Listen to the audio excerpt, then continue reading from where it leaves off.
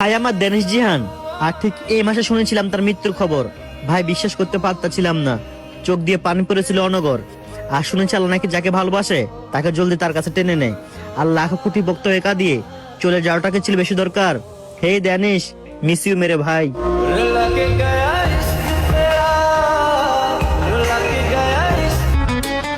টিকটকে অনেকেই আসবে যাবে, কিন্তু আমি একজনকেই ব্র্যান্ড মনে করি, যে 2018 সালের 20 ডিসেম্বর ছেড়ে গেছে দুনিয়া।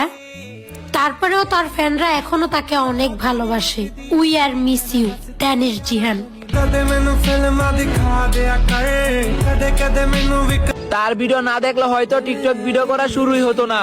ডিসেম্বরের 1 তারিখ থেকে 30 তারিখ পর্যন্ত তার নাম ছাড়া টিকটকের পাওয়ারই চলে না। সে আমাদেরকে ছেড়ে চলে গেছে 5 বছর আগে। টিকটকের কিং কিন্তু এখনো ড্যানিশ ভাই কি বলে।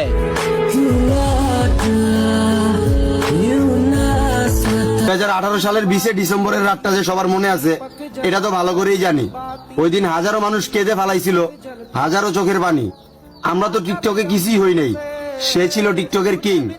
হ্যাঁ, কিন্তু সে ওপারে চলে গেল করে ছোট্ট একটা কার অ্যাক্সিডেন্ট। অন্যদের কথা বলতে পারবো না, আমি নিজেই তার একজন বিগ ফ্যান। আমরা তোমাকে এখনো মনে প্রাণে ভালোবাসি, দানিশ জিহান। মৃত্যুর পরেও যার বারে প্রতিনিয়ত ফ্যান, সে আর কেউ না, Danish Jihan. Miss you boss.